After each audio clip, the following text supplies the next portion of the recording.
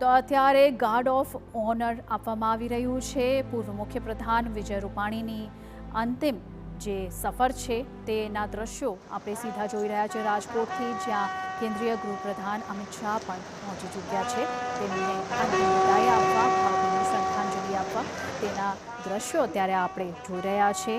અનંતની સફરે નીકળી પડ્યા છે વિજય રૂપાણી, જે ક્યારેય પૂરી ન થાય તેવી ખોટ એક પાર્ટીની સાથે સાથે તેમના પરિવારમાં અને તમામ રાજ્યના લોકોને પણ તેમની પડવાની છે, કારણ કે તે માત્ર એક લોકનેતા જ નહીં, લોકોની વચ્ચે કામ કરતા હતા, સામાજિક કાર્યોમાં પણ તેટલા જ આગળ હતા।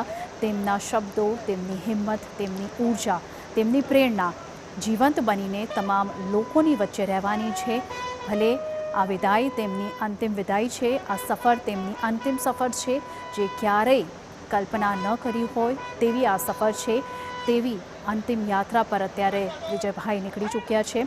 કેન્દ્રીય ગૃહપ્રધાન અત્યારે પહોંચી ગયા છે તેમના અંતિમ દર્શન માટે અને ગાર્ડ ઓફ ઓનર દઈને તેમને અંતિમ વિદાય આપવામાં આવી રહી છે।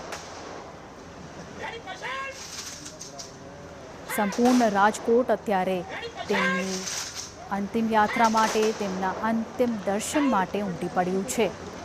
ક્યારેય ન હાર્યા, ક્યારેય ન થાક્યા, સતત ચાલતા જ રહ્યા, સતત આગળ વધતા જ રહ્યા, તમામ પડકારોને ઝીલ્યા, પણ ક્યારેય હિંમત ન હાર્યા।